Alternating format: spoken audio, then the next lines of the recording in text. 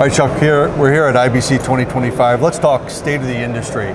Sure. Media production volume is back, but what's the bad news? What do we need to be concerned about for? So to your point, production volumes are finally back at a sustainable level, but it's still, the downside is it's about 20% down on volume than it was in peak back in 22. The other big changes have been how it's evolved in the industry, right? So the tax credit system where TV and film productions can submit for relief on tax, which makes their production cheaper. That landscape has changed dramatically. The UK has gotten much stronger, their tax benefits are much better, which creates a scenario where people are shooting and performing post and VFX in a much wider range of places, right? So to be successful today to support those productions, there's more true global remote workflows than ever.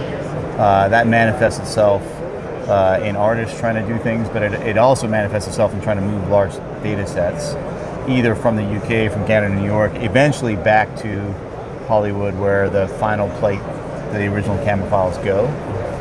So that's one bit of the change, and the other bit of the change that we see happening is the things that have been greenlit more quickly than others tend to be smaller and repeat, right? Meaning another season or another episode in the franchise. And so that, at least for us and for other people in the marketplace, it means our ability to be flexible, to be nimble, to listen to workflow challenges. There's a lot of innovation and disruption happening in the marketplace. It's about trying to make sure we understand how to put those things together in a way that supports our customer. Yeah. So a little closer to home, we've announced a partnership where Sohonet and Resilio are working together. How does that partnership help drive some of those, technology challenges that you just mentioned?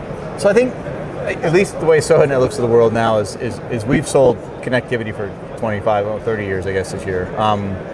And over time, we've layered on other parts of the managed infrastructure. Yeah. So there's like this, how do we create a fabric of infrastructure that media can operate on? And that's everything from firewalls to switches, object storage for caching, those kinds of things. So for us, this is a great relationship, right? Like, our customers come with a problem, they go, hey, we need to know how to manage this kind of workflow. We used to worry about, say, London to Vancouver, or sorry, LA to Vancouver, and the latency is 60 milliseconds. Lots of tools can solve that problem. You flip that around and go, I'm going to LA to London, now you have 160 millisecond or 120 millisecond workflow, and it's a different problem.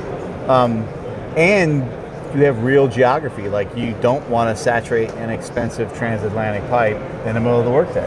And so having tools like Resilio offers where you can easily manage those different workflows is powerful, I believe, to our mutual customers in the space. Well, I'm looking forward to developing a long-term relationship with Sohonet and helping collaboratively challenges around data movement and getting people moving faster together. We are equally excited about it. Where should folks go to learn more information about this partnership? They can obviously just Google Sohonet Resilio partnership, but they can come to sohonet.com or they can go to resilio.com.